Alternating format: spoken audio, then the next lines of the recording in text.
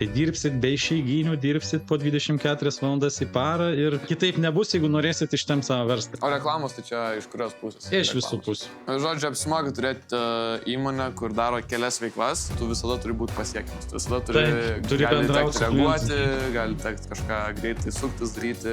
Bet tada visi tavo pasiekimai ir atiteks kažkam. Atsiskaitimai nevyksta taip kaip vadovėlį, kad aš čia pardaviau ir iškart pasiėmiau pinigus. Dažniausiai yra atidėjimai ir tarp tų atidėjimo intervalų tu pinigų neturi. Jeigu tu bankroto atveju, tu neneši atsakomybės. Gyveni ir mokys. Iš Kinijos gavau prašymą susitvarkyti muitinės dokumentus. Vienos, pavyzdžiui, kad ir pardavimai krenta, tai kitos bent kažkiek... Jo, gali išsilaikyti. Čia yra antra verslo taisyklė, tai daryti yra paprasčiau, nes valdymo metodai man net netiko tos įmonės. Pasikvieti verslininkai į podcastą ir mokaisi. Jeigu milijoninį lygį, tada gal ir bus pamastym. To viskas atsibosta, reikia restarto kažkokio. Visada verslė sunku pradėti, daug darbo, daug visko. Ir viso gyvenime reikia mokyti. Viskas buvo neskaičiuota, tiesiog įkristas tačia galva. 100 eurų investuota ir turim podcastą. Tu gali pagąsdinti žmogų, kuris kažko tai bijo. Tai, mokytų, kokio tipo bendrovę jūs turite? Sveiki! Tai yra pirma Rūsio podcast'o serija ir šiandieną mes pasikvietėme mūsų fizikos mokytoją, nes jisai turi nuosavą verslą.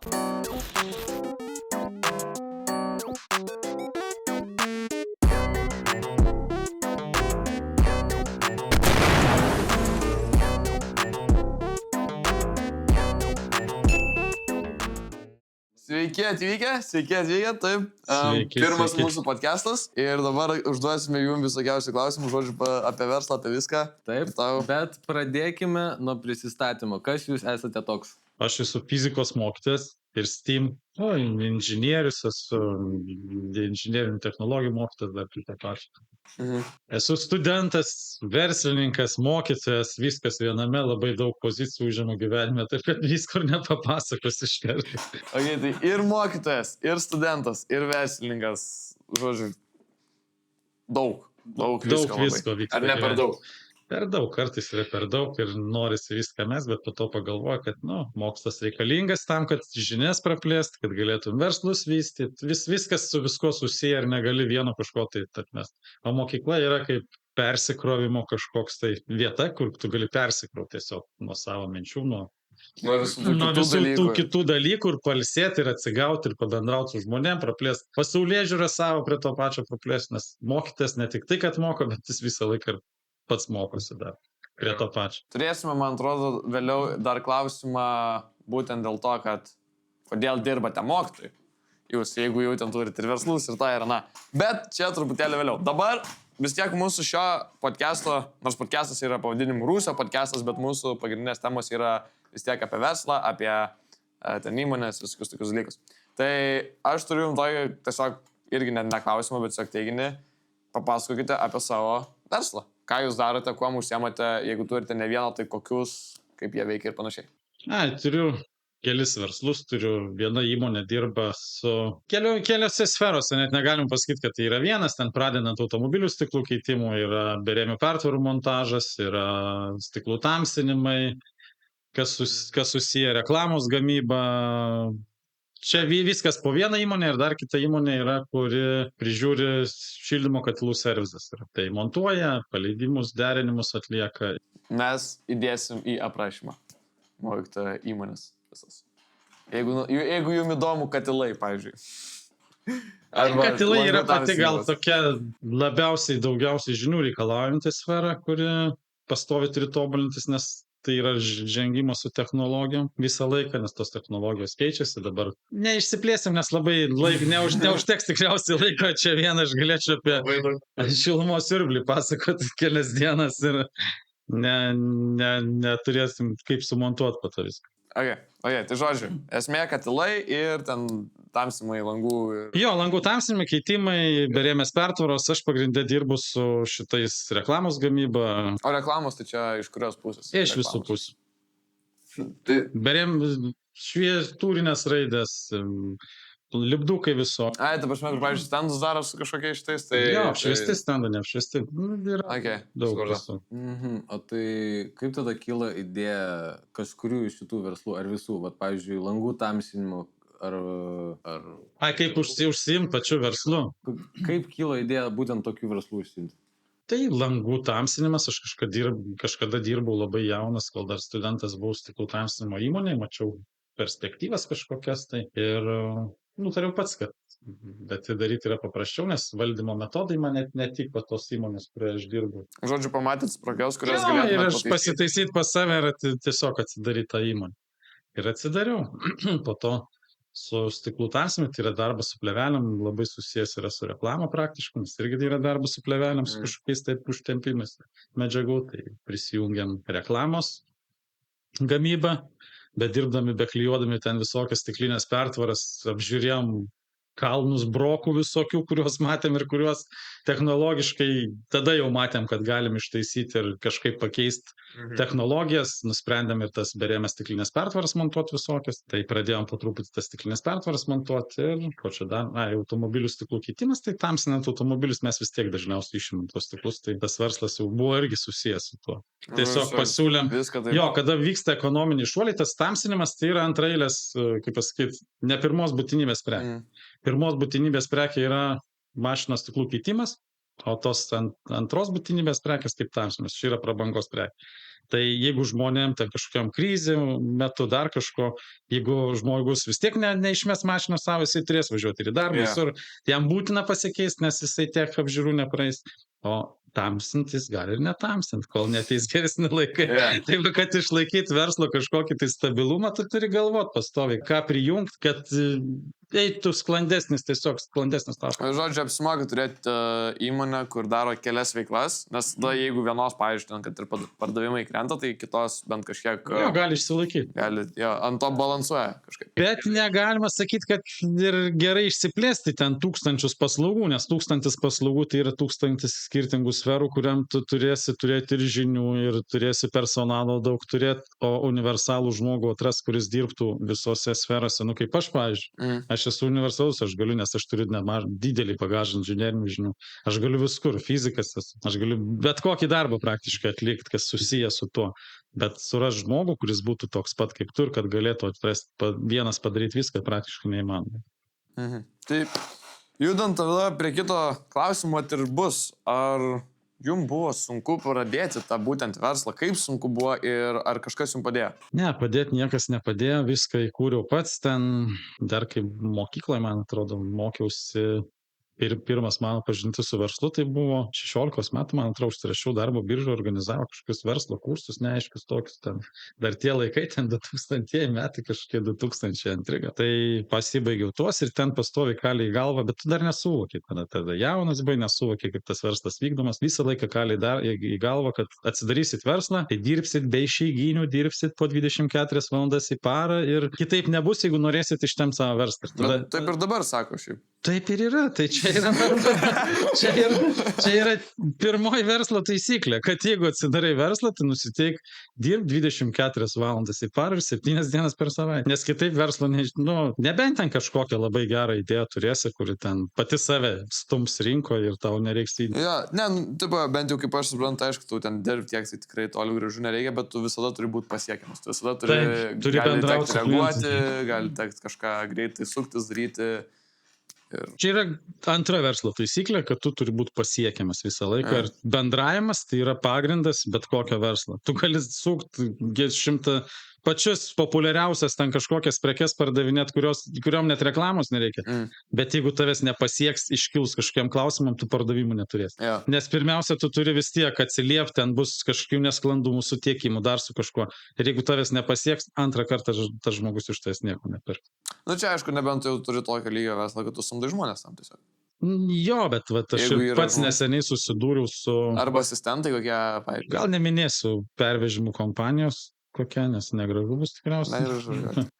Tai susidūriau pats su tuo kompaniju, kur užsiema greitaisiais pervežimais, iš Kinijos importavau prekes, sustojau prekės muitinėje, niekaip negalėjau šių pasiekti, nes telefonu, dabar kai žinot, robotizuota viskas, nei elektroniniu paštu, nei telefonu nėra įmanoma susisiekti su įmonė. Aš žinau, kad guli jos muitinė, nes iš Kinijos gavau prašymą susitvarkyti muitinės dokumentus. O muitinės dokumentų negaliu susitvarkyti todėl, kad aš pirmiausia turiu vežėjo dokumentus. O vežėjas su manim nesusisiekė. Kažkodėl tai jos pragulėjo 2 savaitės pragulėjo muitinės sandėlį, kol aš pradėjau gauti grasinančius laiškus, kad tos prekės bus grąžintos atgal į Kiniją. Tai pradėjau ieškoti per pažįstamus, kad kažkas dirba toje kompanijoje. Susiradau vieną pažįstamą, tai kai nuo susiradimo per tą pačią dieną aš visus dokus gavau ir susitvarkiau muitinės dokumentus. Kodėl gerai pažįstamų turėti? Jeigu aš būčiau neradęs to pažįstamo, kuris dirba toje kompanijoje, mano prekės greičiausiai būtų išvažiavusios atgal į Kiniją. Ir aš pats asmeniškai nesikreipčiau gyvenime į tą įmonę, nes, greičiausiai, kad nieko geru tai nesibaigė. Jo. Tai žodžiu, sunku grįžtant prie to mano klausimo, pradėti sunku buvo. Kaip suprantu, visada verslė sunku pradėti, daug darbo, daug visko, daug klaidų tikriausiai. Tai ir pinigų poreikis. Viena yra verslą daryti, kai tu turi milijoninės investicijas kažkokias, kai gali įsukinėti kažkokius tai pinigus, ir visai kita yra verslą daryti nuo, pavyzdžiui, 1000 eurų gautų kažkokių. Tai tau visą laiką trūks apyvartinių lėšų. Tu, kad investuot, pirmiausia, tu atsiskaitimai nevyksta taip kaip vadovėlį, kad aš čia pardaviau ir iškart pasiėmiau pinigus. Dažniausiai yra atidėjimai ir tarp tų atidėjimo intervalų tu pinigų neturi.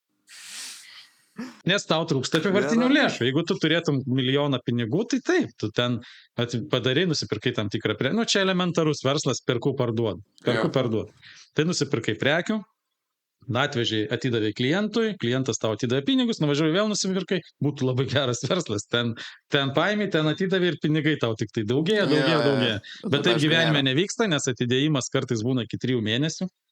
Už atsiskaitimus. Tai čia tikriausiai nuo verslo priklauso. Jo, bet jeigu su statybų sektorium dirbi, ten atidėjimai visą laiką yra ilgi labai, nes dažniausiai ten, mėnuo dabar gal biški trumpėja, bet seniau būdavo vos ne iki pusės metų, tai praktiškai pusė metų tu turi turėti prieki pinigų, kad tu galėtum išgyventi. Tai tas labai daug suėda finansų, pavyzdžiui.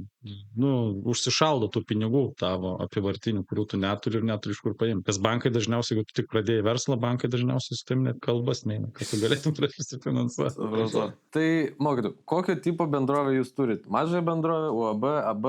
Uždaro akcinę bendrovę. Iki AB būtų gerai, bet dar trūksta šiek tiek. O kodėl jūs būtent nusprendėt tokią bendrovę? Kai aš kūriau bendriją, mažų bendrovų nebuvo tada visiškai. Tai aš jau senokai turiu įmonę. Tos mažosios bendrijos atsirado tik po euro įvedimo, jos atsirado, man atrodo. Tai apie 15 metus. Tai mano verslas yra įkurtas 2010 metais. Tai tais metais tiesiog nebuvo mažų bendrijų. Buvo individualios veiklos, buvo individualios. Tai kodėl tada būtent nusprendėt su UAB dirbti? Todėl, kad teisiškai UABas, jeigu tu bankroto atveju, tu neneši atsakomybės. Viską pasiema įmonė, visas nuostolius prisiema. Ir kaip akcininkas tu neatsakai, atsako, direktorius, jeigu neteisiškai veikia kažką tai. O teisinis statusas įmonės leidžia taip, kad uždaroja akcinė bendrovė pasidengia savo nuostolius ir kreditoriai gali kreiptis tik tai akcinė bendrovė, bet kai tave kaip į fizinį asmenį niekas neturi jokių pretenzijų. Tai grinai dėl būtent to, kad... Taip, tai sumetimas, kad atsakomybės, kad tu neprisėmė pats atsakomybės, nes tai yra jau juridinis asmuo įmonė ir juridinis asmuo pats už save neša. Bet tai jo, paaiškio, UB ten ūkinė. Žemės, bet ten tik tai statusas, ūkio bendrovė, pavyzdžiui, bet jeigu yra ūkio bendrovė, jinai turi juridinį statusą ir direktorius neneša atsakomybės už jos, lygiai taip pat. Aš su žemės ūkio. Ūkio bendrovė tai turi būti susijęs su... Būtinai? Jo, ūkinė bendrovė. Gyveni ir mokysi. Pasikvieti verslininkai į podcastą ir mokysi. Akcinė bendrovė, tai ten jų akcijų emisijos yra, o tada buvo dar tokia individuali įmonė, tai direktorius savo turtu atsako asmeniškai. Individuali įmonė. Jo, ir dabar tas pats yra, tai jisai direktorius neša atsakomybę pilnai, bet kada tu dirbi su statybų sektoriais, ten, visą laiką tie rinkos svyravimai, dar kažkas įsipareigojimų neįvykdysi, ten dar kažkokią dokumentaciją pasiklys, dar, gali panešti atsakomybės tokias. Jo, aišku. Kaip fiziniam asmeniui tau bus per sunku, nes viena yra įmonė, kita yra fizinis. Planuojate kažkada AB tapti ar... Ne, AB niekada neplanuoju, nes ten reikia turėti ir kapitalą, didelis investicijas. Po to reikia teikti ten visus duomenis? Jo, labai daug dokumentacijos atsiranda, direktorių tarybos atsiranda, ten valdymo organai papildomi atsiranda ir akcinė bendrovė yra sudėtingas. Vieni net reikia papildomų personalų, kurie prižiūrėtų tą visą emisiją akcijų. Jo, bet kapitalo galima daugiau. Kapitalo galima prisitraukti taip daugiau, bet per didelė įmonė. Gal nebent kada gyvenime, kai jau pasieks milijoninę verslas, jeigu milijoninį lygį, tada gal ir bus pamastymų kažkokiu. Kol kas tai tikrai ne. Tai jūs turite verslą, pasirodo turite ne vieną verslą. Tai šiek tiek užsiminėte pradžiai, bet kodėl tada nusprendėt būti būtent dar mokytojų? Prasme, jūs čia tikrai praleidžiate daug laiko, tai tas laikas verslui, turi atsiliepti, aš taip įsivaizduoju. Jo, bet tu su verslu yra taip. Tai ne tik su verslu, bet su žmonėm yra taip, kad kai tu dirbi tą patį per tą patį daug metų ir tau viskas atsibosta, reikia restarto kažkokio. Tai pasikelt, naujų idėjų reikia. Čia pailsėt nuo tos jo, rutinos. ir tai yra, nuo tos rutinos, nes aš, daleiskim, kur kuravau tas rytis, stiklų tamsinimas, kur kuravau tos berėmės, buvo pasiektas toks lygis, kad tu nebėra kur pasiekti aukščiau. Ir tu pradedi dirbdamas dieną iš dienos tą patį per tą patį, tu pradedi degraduoti psichologiškai pats žmogus. Nes tu nebeturi jokių naujovių gyvenime, nebėra jokių tikslų, siekių, nes kaip ir atnaujinti kažko nebėra ko, nes visos žinios yra jau pasiektos ir po to pradedi pastebėti, kad tiesiog nebeįdomu. Šiuo metu aš sakau, pradėjau mažinti darbus ir kaip ir uždarinėti, aš užsiminiau prieš podcast, tai pradėjau uždarinėti, mažinti darbus ir stabdyti veiklas, nes atsirado minčių kitoje sferoje ir pereit net nuo tokių kardinalių žingsnių, kaip kad nuo stiklų tamsino prie kažkokio aliejaus gamybos, medicininio, žinai. Tai yra kardinalus posūkis. Bet visą tai, suprantat, visą tai ateina su žiniom, nes jeigu aš būčiau nestudijavęs inžinerijos kažkokios, bioinžinerijos, neteitų technologinių procesų, ten yra sudėtingas technologinis procesas, kad aliejų pasigaminti iš vis. Tai dar reikia suvokti apie jo galiojimo terminus, apie bendrai higienos pasus visokius, apie kiekius ir... Norėjom arbatos koncentratą daryti. Ir reikia po to, dar kaip tu pateiksi tą prekę, jeigu pateiksi kaip papildą kažkokį, tai turėsi vaistų veterinarijos tarnyboje, vaistų dar tarnyboje turėsi registruoti. Ir ten turi būti dozės nurodytas, nes jeigu jau kaip papildas turi būti dozavimas, vadinasi griežtas kažkoks, tai jeigu tu kaip maistinė aliejų, tai ten turi maisto ir veterinarijos tarnyboje turi būti patikrinti ten sunkieji metalai, elementai visi. Bet tos visos žinios ateina, sakau, su mokslas. Reikia būtinai mokyti ir visą gyvenimą reikia mokytis. Nesvarbu, kad aš jau mokytojas, bet aš sakau, studijuoju ir sužinai kažką naujo. Sutinku, kad visą gyvenimą reikia mokytis. Gerai, iki pamokos liko 2 minutės, tai atrodo užteks tik vienam klausimui. Tai aš vieną iš stipresnių tokių. Jeigu jūs pradėtumėte nuo nulio, reikėtų viską pradėti iš naujo, ką jūs darytumėte? Tada, kai aš kūriau verslą, tai viskas buvo neskaičiuota, tiesiog įkristas stačia galva. Ir kaip bus, tai bus. Tiesiog įkrenti, neatlikęs jokių skaičiavimų praktiškai, nieko normaliai nepasidaręs tų namų darbų, bet eini ir tiesiog lauki, kokios klaidos tavo įvyks ir iš tų klaidų, kad pasimokyti, nes neturėjai informacijos, net ką ten gali pasiskaičiuoti. Dabar aš pradėdamas bet kokį verslą, pirmiausia, aš susidėlioju skaičius, tai yra logistika turi savo sąnaudas, pirmiausia, biudžetą visą išsimėtai ir pasižiūri, ar tu patemsi tą verslą, aplamai, ar tu jo nepatemsi. Nes jeigu tu nepatemsi, aišku, yra ten 2 keliai, yra vienas ilgas, kitas greitas, jeigu investicijų pritraukimas kažkoks, bet viskas atsirems į pinigus. Kad ir kokia bus gera tavo idėja, jeigu tu pritrūksi tam tikrą momentą, pritrūksi pinigų ir negausi papildomą finansavimo, viskas tas topas tave pasibaigs. Bet taip pat yra verslų, kur realiai nuo nulio gali visiškai pridėti pinigų nereikia. Bet elementariausiai mūsų YouTube kanalas. Ne, tai darom, kaip pasakyti, nereikia. Jeigu tu nuo nulio pradėtum, mikrofonai, kameros, kompai, kažko apdirbti, vis tiek nuo nulio nepradės. Ne, bet ta prasme su grinai tais studija jau turi... Jo, tu pasižiūri savo resursus, ką aš ir sakau, tu pasiskaičiuoji ir pasižiūri, tavo galimybės leidžia ar ne, bet jeigu tu stovi laukia ir sugalvoji, aš kursiu podcast, tau reikia patalpų, reikia kompų, reikia mikrofonų, reikia kamerų kažkokių tai. Ir pasirodo, tu atsiremi kokius 5,000 eurų mažiausiai. Su normaliu. Guys, 5 eurų, mokyklos kompiuteris, Mykolo operatoriaus kompiuteris, Mykolo kamera, Mykolo telefonas, mikrofonai 7 eurų, žodžiu, 100 eurų investuota ir turim podcast. Bet ta kamera tikrai ne 100 eurų kainuoja. Tada ne 100, bet čia jau jo tėvas nusipirko savo, mes tik... Tai, bet jūs gaunasi, jūs pritraukėt, vadinasi, investuotojus kažkokius, kažkas jums padėjo. Tai. Jo. Sūnų pažįstam. Bet čia gaunasi. Bet viskas įmanoma, jeigu tik... Jeigu yra noro, viskas aišku įmanoma. Taip, viskas įmanoma. Tik reikia noro ir daug darbo įdėti. Ir mes jau turime eiti pamoką, kaip tik pas mūsų mokytoją, fizika mums dabar yra. Tai tikriausiai... Visi bendrai eisim į fiziką. Gilintis Ja, bet Taip, tų ilgų tai, pertraukų. žodžiu, palauksim kitos ilgosios pertraukos, ar tai būtų rytoj ar kada, ir tuomet pratęsim, jums tai bus tik po akimirkos. O, sveiki grįžę. Sveiki visi dar kartą. Dar kartą ir dar kartą. Gerai. Tai ką, jau yra kita diena, taip sakant... Mes jau parą laiko įmam interviu. Ja, žodžiu, parą darom, bet tiesiog nefilmavom. Visą aš čia dar persijungiau truputį per tą laiką. Taip, kad nesmirdėčiau. Tai gerai, grįžtam prie klausimų. Koks jūsų manimų yra geras padarimas pradedančiam verslininkui? Tai pirmiausia, tai kad reiktų viską gerai pasiskaičiuoti. Tai finansus esamus, verslą. Ir pagrindinis gal tai turėtų būti toks patarimas, kad tai, ką daro, turėtų pirmiausia patikti pačiam verslininkui. Ir nedaryti kažkokių tai, tokių verslų, kurie, kaip pasakyti, nedomina pačio, vis tiek ta sfera turi būti tokia, kuri domintų patį žmogų labiau. Nes dirbti savo malonų darbą yra daug maloniau negu dirbti bet ką tiesiog. Ir rezultatas tikriausiai bus visiškai kitas. Gerai, tai tuomet sekantis klausimas būtų, kokia yra jūsų didžiausia padaryta klaida per visą jūsų verslo kelionę ir ką dabar darytumėt, kad tos klaidos išvengtumėt? Kuri arba kainavo daugiausiai nervų, arba kainavo daugiausiai pinigų, arba kažko.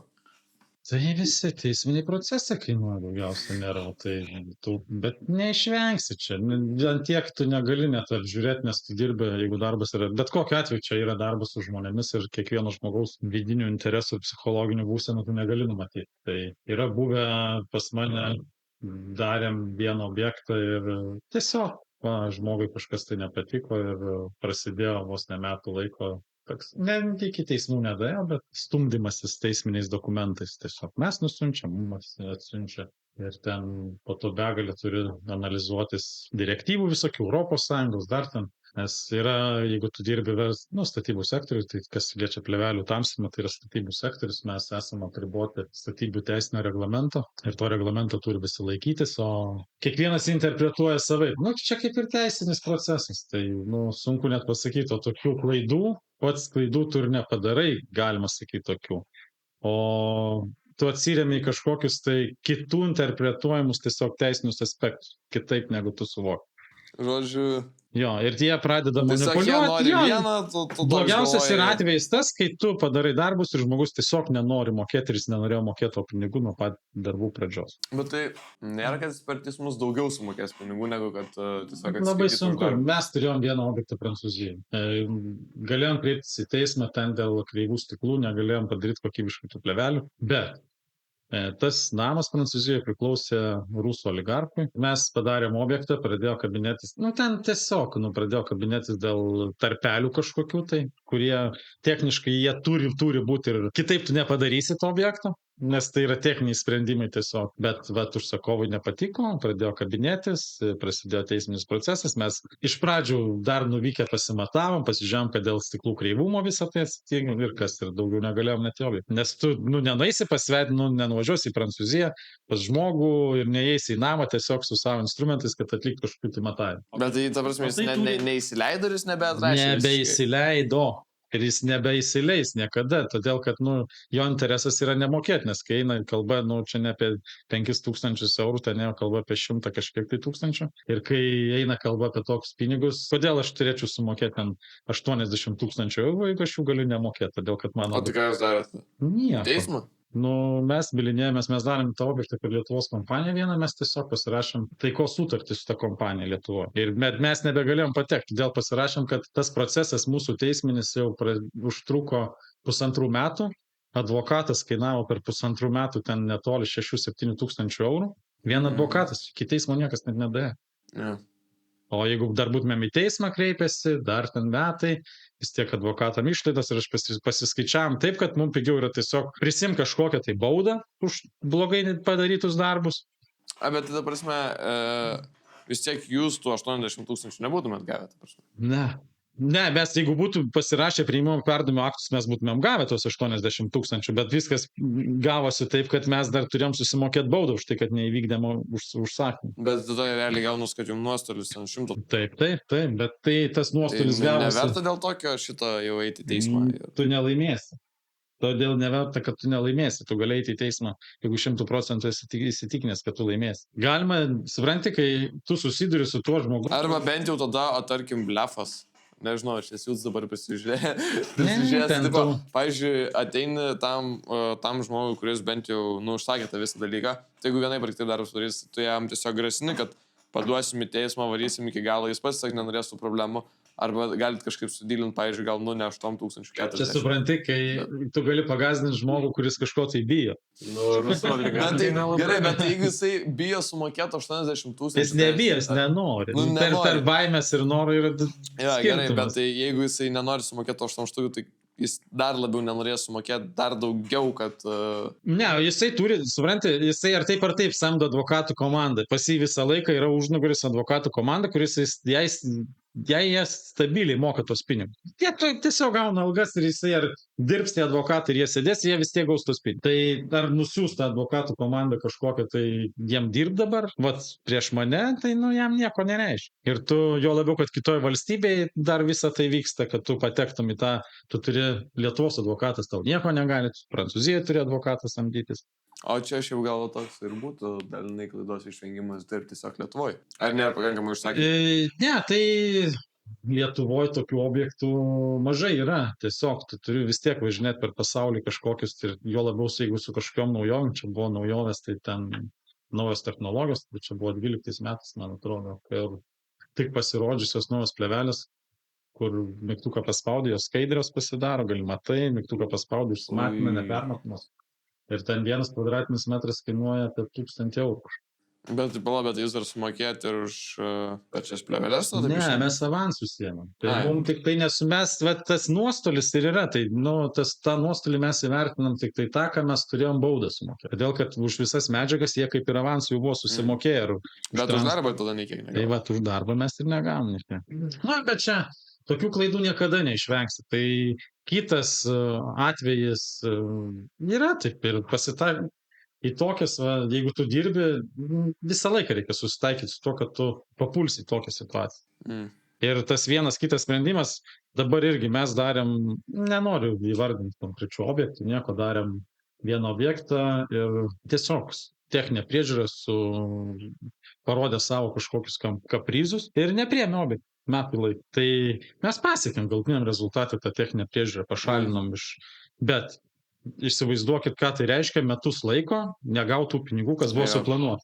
Būt pastrigus taip. Jo, tai čia yra skausminga tiesiog, bet kokiu atveju, nes tie pinigai jie turi suktis non-stop ir turi tą pačią akimirką jie grįžti. O kada yra užtempiamas procesas, jisai dalinai savo vis tiek pasiekia. Taip, tai jūs dabar, kaip supratau, darot pagrindę tą katilų, stiklų, tamsinimo verslus savo turit. Tai ar jūs pasirinktumėt kitą verslą daryti kažkur? Jo, tai aš šiuo metu viskas eina prie to, kad aš po truputį tą stiklų tamsinimą visą naikinu ir jau žmonių kaip ir nebelikę yra. Prieš savaitę čia, prieš 2 gal atleidau paskutinį darbuotoją. Dabar esu įmonėje 1 registruotas, tik tai kaip darbuotojas. Ir pereinu prie aliejaus gamybos. Medicininė. Medicininė aliejaus. Na, ten kaip papildas toliau, nes nebus tas, ta prasme, medicinio nebus, bet jisai kaip papildas, kad gaut kažkokią tai vitaminų dozę, nevartojant žuvies taukų, nes žuvies taukai yra neskanus. Baisiai neskanus. Tai mes lygiai tą patį Baisiai produktą neskanūs. padarom iš augalinio aliejaus, tai kuris yra... Žuvies taukai, jeigu jūs gerit žuvų tavus, aš nežinau, kas jums negerai yra. Jeigu jums dar patinka, tai čia kaip pizza su O mes jau viskas yra bandomieji mėginiai, jie riešutų skonio aliejus, kuris atitinka praktiškai gal net vertingesnis yra negu žuvų aliejus. O tai kodėl jūs pasirinkot būtent vaistinį aliejų? Kaip prie šito? Bioinžinerija, biotechnologijos visas, man tiesiog patinka ir aš nusprendžiau už visą gyvenimą svajau turėti savo laboratoriją, aš ją kokių kūrius, aš paraleliai savo verslą dar dirbau kažkokiam tai mokslinėje srity, bet aš visą laiką tu gali nueiti pas kažką tai dirbti, bet tada visi tavo pasiekimai ir atiteks kažkam, nes tu net pasirašai Jeigu tu mokslinį darbą atlieki kažkoje įmonėje, tai tu net pasirašai sutartį, kad visi tavo pasiekimai priklauso jų, net tavo asmeniškai. O čia, jeigu tu turi kažkokią laboratoriją susikūręs, viską, ką tu sukūri tojoj, tai aš daug kur dirbu. Aš ten toj laboratorijoje aš pradėjau, man kažkada buvo labai įdomu metalų gryninimas. Aš tiesiog ten tirpdydavau tos metalus, atstatinėdavau atgal ir frakcijas visokias. Čia įdomu, tiesiog. Tiesiog šiaip sau. Šiaip sau, tiesiog. Vieni sėdi, suprantat, va, tu gali pasirinkti suaugęs, aišku, negalima apie alkoholį. Vieni pasirinka sėdėti ant lovos, žiūrėti teliką ir rankoje laikyti alaus būti, bet aš pasirinkęs esu tokį gyvenimo kelią. Tai man įdomu yra su mėgintuvėlis kažką pažaisti, papirstyti. Čia yra tiesiog įdomu, čia ir mokslas. Bioplastiko gamybą irgi sudaręs bioplastiką. Čia O visur jūs- turi labai giliai. Tokį klausimą turiu, pavyzdžiui, apie tą aliejų. Jūs ten darėtės rinkos tyrimą, ten panašiai. Ir tiesiog maždaug, kad labiau man patinka tai nesvarbu, jau yra tokių, nėra tokių, aš kažkaip...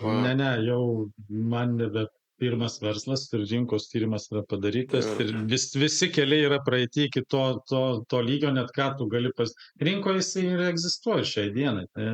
Nes O tu kuo visada būsi geresnis už kitus? aš būsiu jeigu geresnis egzistuoja? už kitus tuo, kad į tą aliejų jisai bus trumpo galiojimo laiko, jisai bus gaminamas tik po užsakymo ir į tą aliejų nebus įdėtas nei lašas konservantas, bus 100% grynas aliejus ekologiškas. Nes žiūrėkit, dabar, jeigu mes gaminam kažkokį tai aliejų, aliejus yra gendantis produktas, jis turi savo galiojimo laiką. Kaip mes galim prailginti jo galiojimo laiką? Konservantai. Reikia įdėti konservantų. Konservantai, mes jau žinom, bet kokiu atveju yra kenksmingi. Tai galės marketingą geresnį daryti vaistų kompanijas. O vat kaip jūs planuojat promautinti visą šitą savo idėją ten ir kur jūs prekiausit, ar jūs fizinę kažkokią parduotuvę, online parduotuvę? Online'as, bus online parduotuvė, dar, aišku, viskas kūrybos procesas, kur dabar tik tai tas aliejaus keli mėginiai yra, padaryti jau pilnai liniją, pati linijos našumas dar nėra didelis, bet mes galime į parą pagaminti gal 20 litrų jo.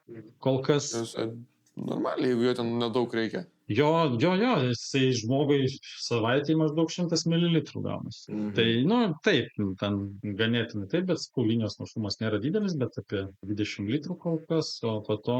Bet tai, pavyzdžiui, jūs sakot, jis trumpo galiojimo bus, tai tada žmonės negalės daug užsipirkinėti, tai jūs kaip ir praranda tą, tarkim, kur būna dylai visokiausi, kad perki daugiau, moki mažiau, iš šito praranda, nes tiesiog nebegali. Bet man tai nebus aktualu, nes... Bet čia marketingai yra labai toks stiprus dalykas. Jo, bet gal didelė šeima, gal jis gali šiaip daug per. Tai man, pavyzdžiui, dabar kėl tokia mintis, jūs galėtumėt, ar negalvojat padaryti, pavyzdžiui, kaip planą, kad tiesiog susimokai, pavyzdžiui, už mėnesį ir kas savaitę tiesiog tau atveža, pavyzdžiui, tą aliejų. Pristato, liktų tiesiog būtų galima tokį daryti. Nes tu realiai vis tiek gali sutaupyti pinigų, tik tau nereikės, nes, pavyzdžiui, man atrodo, čia baisiai užknistų kiekvieną savaitę tiesiog vis pirkalios. Kiekvieną savaitę ir dar ypatingai tie žmonės, kur, pavyzdžiui, gauna atlyginimą, protaško atlyginimą ir po to tiesiog nebeturi pinigų, tai jie elementariausiai nebenorės ir panašiai. Kaip abonentą padaryti, aš užsiperku, moku ten į mėnesį. Jo, tiesiog susimojau, pavyzdžiui, kaip už kažką. Ir man važiuoja stabiliai tas. Gauni pastovi tik tas, kad nelaikai šalituvę, tau vietos neužima. Tipo, ir tiesiog gauni pastovi, nereikia pačiam. Nebus vienintelis sandėlis, tai yra sandėliavimas medžiagos pačios. Ne, taip, aš turiu omeny žmogui. Nes jeigu tu daug užsipirki, tai tu irgi tą daug kažkur reikia sudėti. Čia tau nereikia rūpintis, nereikia pačiam dėti, nereikia galvoti, kaip užsisakinėti, lyg nusipirktum 4 buteliukus, bet taip sudėlėjum. Jie vis ateina. Jo. Okay. Pačiam žmogui nereikia. Taip, tai tada tokį klausimą turiu visai svarbu. Ką darytumėte, jeigu reikėtų pradėti viską nuo nulio? Čia gal truputį panašu, kaip koks būtų patarimas verslininkui, bet, žodžiu, jeigu dabar viską nuo nulio absoliučiai pradedat, tai kokį verslą pasirenkat? Kodėl? Ką pasidarot pačioj pradžioj? Ar bandot ten susirasti darbą, kad gaut kažkokio kapitalo? Ar varot, prasme, čia turite omeny, nes aš dabar viską nuo nulio ir pradedu, tai su tuo aliejum, tai nieko nebuvo. Tai, pirmiausia, reikia... Ne, bet turiu omeny dabar pradedat viską, ką turit. Dabar be finansinės bazės. Jo, tai prasme, kad dabar susakėt, jūs baigėt mokyklą, jums 18 metų. Pirmiausia, reikia susirasti tokią idėją, kuri kažką tai generuoja. Tai čia pirmas žingsnis yra, nes tų idėjų gali prigalvoti, kurios niekam nereikalingas. Dabar pasaulis, kada eina į tvarumą, reiktų, kad tai būtų tvarus dar dalykas kažkuo tai. Tas tvarumas tai yra, mes galim pagaminti, daleiskim, sugalvojom gaminti plytas. Bet tas plytas mes galim gaminti ekologišką energiją naudodami ir tas plytas galim gaminti lygiai taip pat tiesiog į pečių mesdami anglį. tai vienos plytos bus pigesnės, tos, kur su anglim pagamintos, bet galutiniam rezultate, kada yra valstybėm dažniausiai už CO2 emisijas yra uždėti mokesčiai, tai tas tavo plytos galutiniam rezultate bus brangesnės. Tau jos gal bus pigesnės, bet valstybė jos bus daug brangesnės. Bet ką tau tai keičia? Ką tai? Tai keičia tau galutiniam rezultate, tu irgi kaip įmonė už taršos mokesčius moki. Nebent tai, kad tiesiog kenkia pačiai planetai. Bet tai reikia mums susimastyti, nes aš irgi einu prie to, kad turi būti vis tiek tvarumas. Bet čia vis tiek iš esmės naudojama pagrindinė tada marketingui toks dalykas. Nes jeigu tu pats pinigų nemoki, čia yra tu moki, bet tarkim tau vis tiek pigiau gaunasi su anglim plytas, jo? Tai tie, kas iš tave perka plytas, jiem kaip ir jie perka plytas. Jiem kaip ir skirtumo nėra, tu prasme, ir tu pats nesusimoki. Ne, bet čia yra blogas. Arba moralė tavo tiesiog, kad... Čia yra blogas mąstymas. Jeigu mes turime eiti visi ir stengtis visiems įkalti galvą, kad tvarumas turi būti ir kas bus po 50 metų neaišku, nes mes... Ne, tai taip. Aš tą suprantu, bet tiesiog, kad grinai iš tos prasisukimo pusės, tai... čia arba dėl moralės tik tai darytum, arba dėl marketingo. Dėl moralės. Aš nedaryčiau būtent tos pigesnių, dėl moralės nedaryčiau ir daug žmonių yra, kurie jau linkę pirkti geriau žalę negu... Tai čia kaip ir marketingas būtų. Bet pirmiausia, tai būtų taip. Mūsų plytos yra pagamintos tvariai. Jūs perkat kitas, jūs žudot savo vaikų ateitį. Mirs jūsų pronukiai. Taip, jam ragas. Norit, kad pronukiai gyventų, pirkit mūsų plytas. Ir kitas dalykas, dar jeigu... Pirmiausia, tai reiktų žiūrėti, kokį tu verslą darai, jeigu ten reikalinga kažkokie leidimai dar specialūs. Reikėtų išsianalizuoti pačią rinką ir ko reikia, kad galėtum daryti tą verslą. Tai reiktų pasidomėti ES ten visokius teisinės normas. Ar tu neatsimuši kažkur, ar tu galėsi viską įgyvendinti, ko iš tavęs reikalaus. Nes dabar yra daug verslų apribotų, ypač jeigu statybų sektoriuje, tai specialūs leidimai, dar kažkas, ir tu be tų leidimų negali vykdyti to verslą. Tai pirmiausia, reiktų, kuriant verslą, pasidomėti. Aišku, jau nekalbant apie pinigus, bet pasidaryti skaičiavimus. Aš nekalbu apie tos pradinius, apie rinkos tyrimus, visus, kuriuos tu turi būtinai pasidaryti, nes tas įlipimas į rinką, tu galvoji iš pradžių, aš čia labai gerą idėją turiu ir tikrinti į tą rinką, ten tam pasirodo ta gera idėja jau pas 1000 žmonių yra. Ir tu ten 1000 konkurentų tu esi. Oi, velnias, aš čia papuoliau. Ir man tas vieną produktą įkiš kažkam, kai ten jau rinka perpildyta yra, o rinka pas mus daug ko yra perpildyta. Yra sunku. O kitas dalykas, pasidomėti teisiškai, ką tu privalai atlikti. Tai yra... Ar reikalinga kažkokie special leidimai, ar reikalinga būtent kažkokios atestacijos, po to higienos normas gal kažkokios turėtų, tik dar kažkokios. Tai čia tas pirmiausia yra tas visas rinkos tyrimas, o antroji eilėje turi būti teisinis pagrindas visas išanalizuotas, ką tu privalai daryti ir ko tu neprivalai daryti savo versle. Tai nes gali tau pakišti galutiniam rezultatui, tu ten darysi, gal kol ten tyliai, niekas nežino, niekas gal net ir įmonės nedarys, aš čia gal juodais prasuksiu. Pradžią kažkokią tai, kad įsivažiuotų, aišku, negalima taip kalbėti, čia dabar yra viešai. Bet, gal kažkas taip mąsto. Bet mes tikriausiai mažai peržiūrėsim. Jo, bet jeigu taip negalima. Bet aš čia kaip pavyzdį. Aišku, negalima taip kalbėti, bet, kaip pavyzdį. Gal ten pradžioje aš čia kažko nedarysiu, ten nedarysiu. Galutiniam rezultatui, jeigu tu norėsi plėsti tą verslą savo, atsimuši į tą teisinę sieną ir vis tiek tu turėsi tai padaryti. O kiek po to tau tai kainuos? Tai jūs labiau rekomenduotumėt gal kažką, kam nereikia tiek daug leidimų?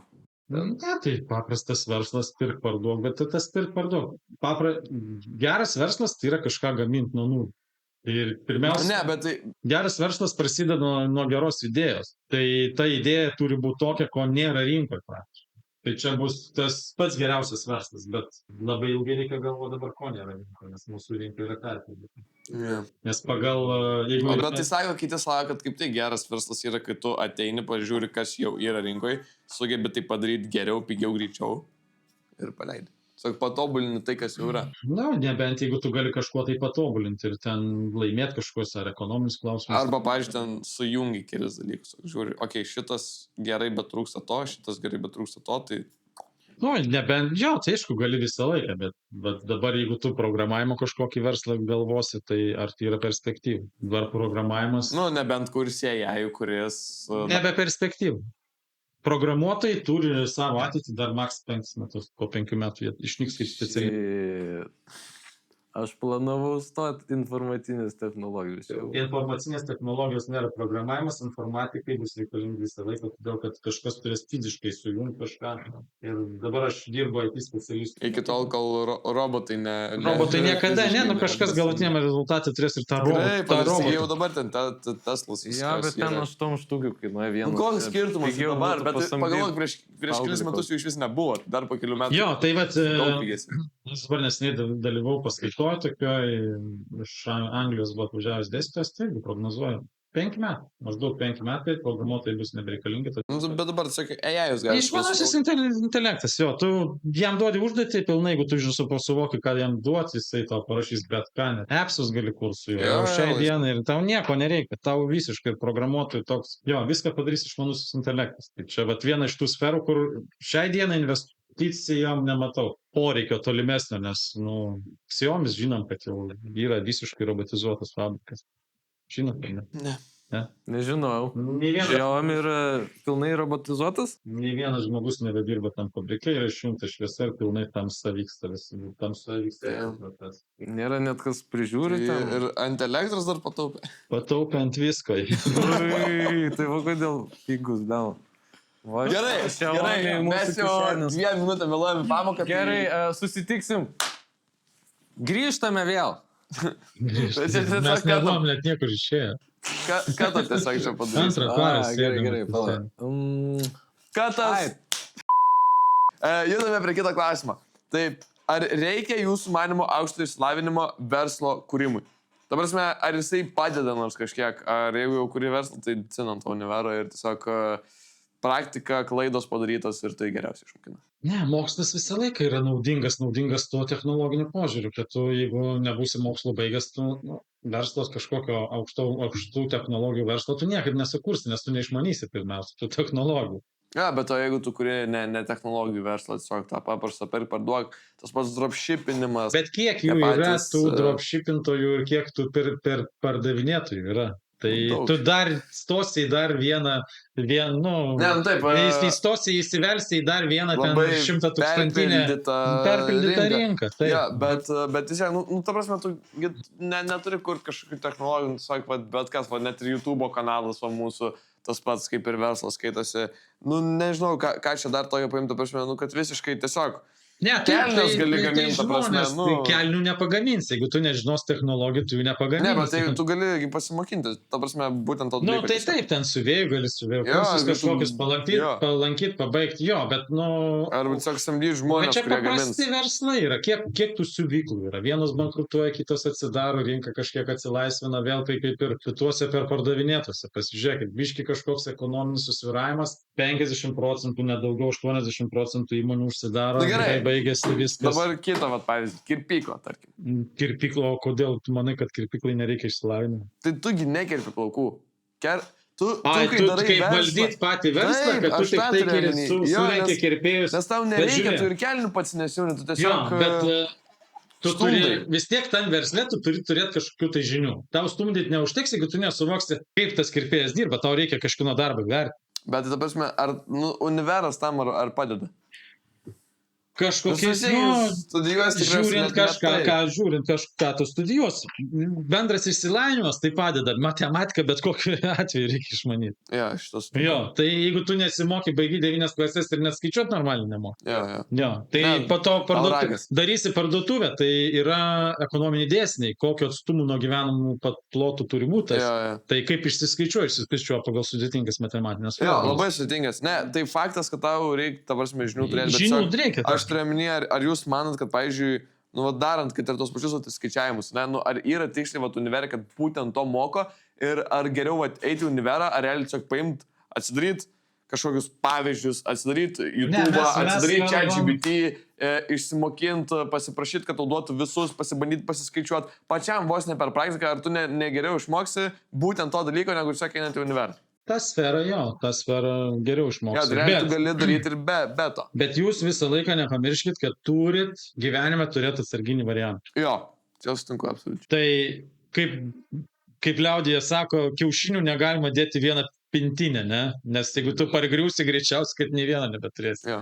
Tai verslas yra toks dalykas, kad šiandien einasi puikiai, gali krauti milijonus, po metų gali bankrutuoti. Čia nežinai, nuo ko tai priklauso, tu žinai, nuo ko tai priklauso, nuo ekonominių sąlygų priklauso, nuo visko, bet tu negali numatyti tų sąlygų ir tu turi, tas išsilavinimas reikalingas tau kaip atsarginis variantas, bet kokiu atveju. Ja. Čia sutinku. Jo.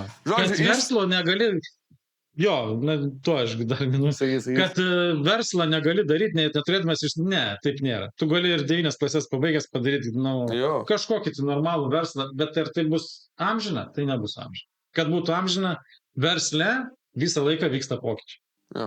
Ir tu susikursi verslą 2 metam, bet tu 3-4 metais pasidarys kritimas, nes technologiškai nebeprisitaiks prie aplinkos. Žodžiu, išvada tokia. Tam, kad sukurtum gerą verslą, tau tikrai nebūtina eiti kažkokį universitetą ar pabaigti aukštuosius mokslus, bet aukštieji mokslai tau tikrai niekada nepakenks, nebent nelabai daug pinigų sukišim. Tada nebent pinigų pradės. Bet šiaip tikrai žinios ir bendrai išsimoksinimas, išsilavinimas tau tikrai gyvenime nepakenks ir dar sukurs tau tą planą B, jeigu to verslas vis dėlto nepavyktų. Todėl geriau tai yra daryti, negu nedaryti.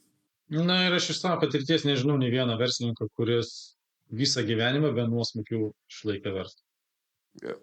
Ir dar aš ką norėjau pakomentuoti, ne kartą sugirdėjęs tą posakį, kad tipo, often A students work for C students, kad tie žmonės, kurie gaudavo mokyklų 9-10, dažniausiai nutinka taip, kad dirba vos ne tiem, kurie gaudavo 6, 7 ir panašiai.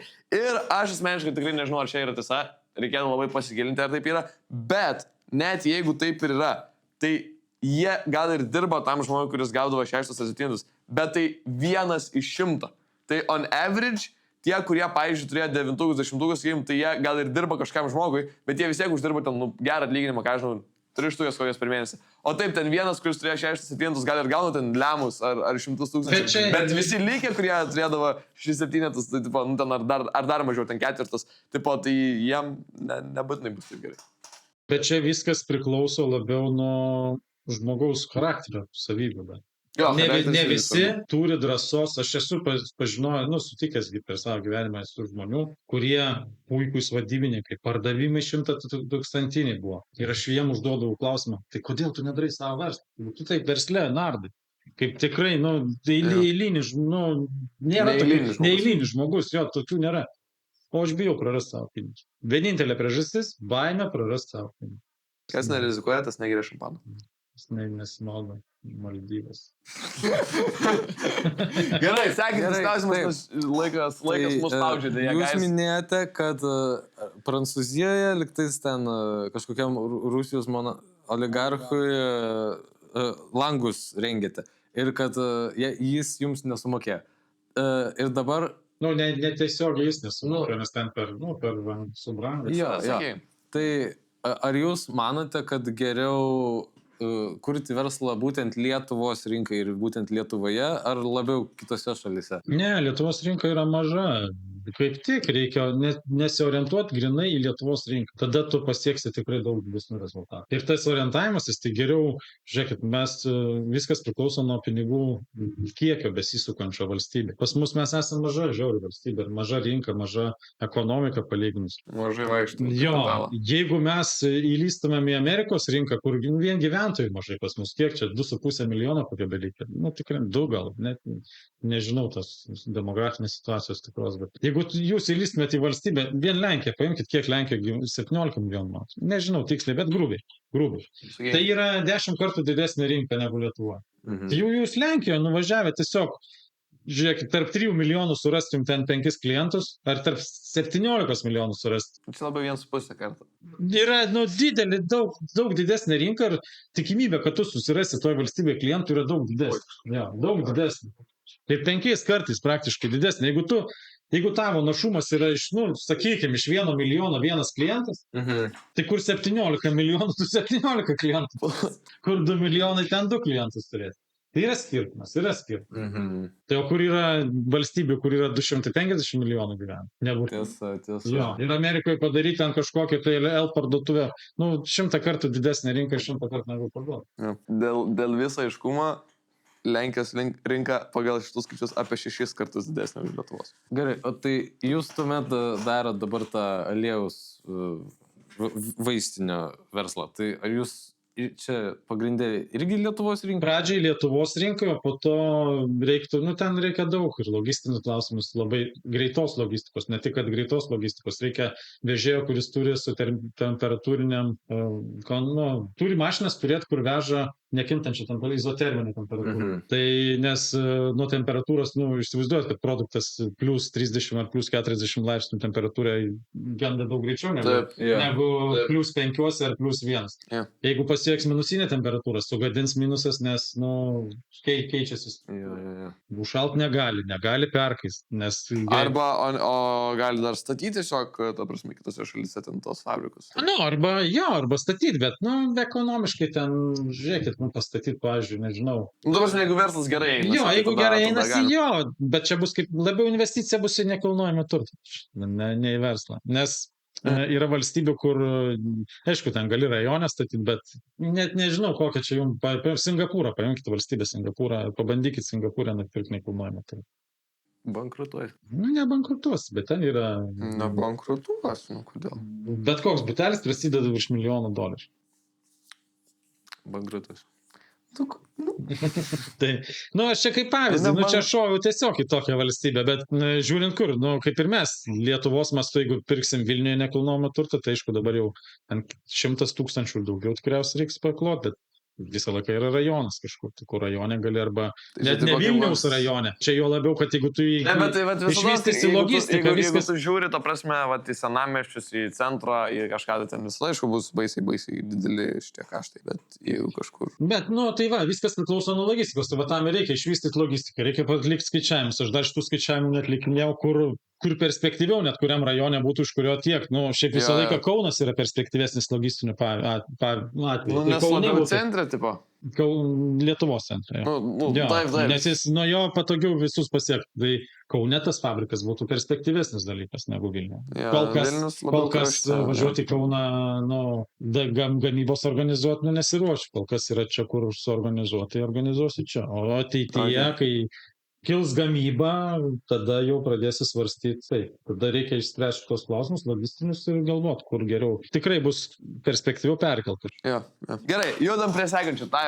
Ir dabar mokytų super greit, nes man 3 minutės aš nespėsiu pavalgyti. Guys, aš liksiu nevalgęs, nes mes filmuojam. Tai prašau, paspauskit like, share, subscribe. Ne, bet sak pasubscribe. Davai. Ačiū. Gerai, klausim. Taip, gerai. Tai... už kokias paslaugas jūs mokėtumėt savo versle? Tai yra, už kokias paslaugas jūs sutiktumėt mokėti, kurios pagelbėtų labai? Gal kad kažkas ten reklamas jums darytų adsus, gal kad kažkokį marketingą, gal asistentą kokį. Dabar net taip sunku ir sugalvoti iš karto už kokias paslaugas. Viskas daug kur promotina, kad teikit paslaugas verslams kažkokiem, smulkesniem verslams. Ne, tai už kokias paslaugas, net nežinau už kokias paslaugas. Pervežimą, tai aišku moki pervežimą, pats nevežiosi, žinai, ten daiktų kažkokią paslaugą pervežimą. Aš galit kurti pervežimą įmonę kažkokią. Logistinį. Sunkvežimį pirkti. Ten greitų siuntų labiau, nes labai aktyvų, perspektyvų yra tai, kad greit turi judėtas krovinys dabartinėje rinkoje, nes tu negali laukti 3-4 savaitės, kol pas tave ateis kažkokios mažas. Dabar iš Lenkijos ateina greičiau negu per Lietuvą dar važiuoja pas mus. Taip yra kažkodėl. Lenkijoje užsakai prekes, atvažiuoja sekančią dieną, Lietuvoje užsakai atvažiuoja po 2-3 dienų. Kodėl taip yra? Didelė valstybė esam. Tai va. Į pervežimus? Daugiau nežinau, aš visur esu nudegęs. Į ten tinklapių kūrimą, palieka ten, nesu sutikęs dar tokių sąžiningų žmonių, ir Google AdWords'ų kažkokių tvarkymų. Aš esu samdęs begalę tų kompanijų, bet su visais esu nudegęs. Pinigus mokėtume. Jeigu gerai padarytų ir būtų sąžiningas. Ir darytų visą laiką gerai, o ne tik tai pirmus 3 mėnesius. Tai žodžiu, galit reklamos rand, galit kurti apsaitus, bet darykit, ta prasme, gerai. Kokybiškai. Užsiauginkit reputaciją kaip patikimas darbuotojas. Apsaitų kūrimas visą. Bet irgi dabar galima su išmaniu intelektu labai greit. Sekantis mūsų klausimas buvo, kaip vystyti savo verslą, bet šiaip dalinai mes jau tą išsikalbėjom, tada perėsiu prie kito. tą jūs šiaip. Taip, tai kaip minėjom, klausim dėl tų paslaugų, tai ar jūs turite asistentą kažkokį? Ar turėjote? Asistentą kokias. Aš turėjau administratorių visą laiką, kuri nuimdavo to popierinio darbo, buhalterinio darbo, krūvį nuo manęs. Nes jeigu tu dirbsi pats ir su popieriais, neužteks tau laiko viskam, nes ta dokumentacijos tvarkymas visas užima labai daug laiko. Ir ten vien suvedimas, sandėliai yra, sandėlio programos ir vien suvedimas tų visų, čia ne buhalterės darbas, čia yra labiau administracinis darbas, dokumentų gautų, visų užpajamavimai, visi ten, ir kai nėra daug darbuotojų įmonėje, tai vis tiek kažkas tą turi daryti, jeigu pats užsibuksuosi. Tai vakar sėdėjau 4 valandas su dokumentais ir iki 1 nakties. O, Dieve. Atleidau administratorių. Tai gal nereikėjo atleisti administratorių. Žinau. Plius, jeigu jūs vis tiek darot kitą verslą, kad yra aliejus, tai ta pati administratorė galėtų... Bet šiuo metu, tas kaštai didelį atlyginimų išlaikymas, brangiai kainuoja žmogų išlaikytis, pagalvokit, jeigu 1,5 minimalus atlyginimas ant popieriaus dabar... O jūs nenorite dirbti susiet, kur ten valandom vos, kažkaip, pavyzdžiui, kaip freelance labiau metodų, kad kiek valandų pradėti? Man dabar paprasčiau buvo, nes irgi, bet ne dėl to iš tikrųjų atleidau, kad ten labai gaila buvo tų pinigų mokėti, bet paskutinis peržiūrėjau, vis tiek turi atlikti savo funkcijas. Ir tu turi susikūrę sistemą patikrinti tos darbus karts nuo karto. Patikrinau paskutinį kartą ir pamačiau, kad jinai dirbo iš namų ir kad 1,5 mėnesio nieko nedėjo. Ir va taip va yra. Tai kaip ir su visais, žmogus yra tol. Jeigu nori, kad žmogus dirbtų, tu turi kiekvieną dieną jį prižiūrėti. Bet kad jį prižiūrėtų, turi turėti tam laiką. Ir tada, jeigu tu turėsi 10 žmonių, kurie tau dirba, ir visus 10 tu vienas prižiūrėsi, galtiniam rezultatė tu nieko daugiau kuris prižiūrėtų. Jo, va. Taip ir veikia verslai dideli. Gerai, paskutinis klausimas, kurį pasirinktumėte variantą? Ar dirbti blogai apmokamą darbą, bet darydavot kažką, kas jums patinka, kaip nesakė, su metalais, galbūt kažkaip biochemija, bioinžinerija, kažkas to. Ar geriau gerai apmokamą darbą, čia taip pat ir su verslu. Ar blogai apmokamą verslą, ar gerai apmokamą, pavyzdžiui, verslą, bet kuris jūs, ta prasme, erzina, jūs nemėgstat, nepatinka jums. Žodžiu, ar jūs į darbą žiūrit kaip į darbą, aš atėjau, man darbas yra darbas, fuck it, bent jau duokit man gerus pinigus, jeigu jau dirbu, ar jūs labiau, kad darbas yra mano gyvenimo dalis, aš galiu mažiau uždirbti, bet duokit daryti tai, kas man. Tai priklauso nuo kokios sumą moka. Jeigu tu gali padirbti metus laiko ir susikaupti kapitalą visam gyvenimui, tai pakentėčiau metus laiko. Okay, bet jeigu reiktų 10 metų dirbti, nedirbti už to darbą, kas man nepatinka. Nes darbas nėra kalėjimas ir darbas turi patikti tau. Pirmiausia. Kaip ir mokykla. Todėl eikite į mokyklą, lankykite pamokas ir nevėluokite jau 2 minutėm. Gerai. Ačiū mokytojau, kad buvot. Ačiū. Kad atėjot, kad sudalyvavot. Gerai, visiems ramės. Iki malonaus, viskas. Tikiuosi ir jums patiko. Tai, žodžiu, jeigu patiko, rašykite būtinai. Laikinkit, komentuokit, nes tiesiog algoritmai padeda, tai prenumeruokit kanalą. Prenumeruokite ir laikinkite. Ir bandom pasiekti sekėjų, tai davai tai padarom. Ir žodžiu, rašykit komentarus, jeigu norite, dar padarysim daugiau podcastų. Viso gero. Čiau.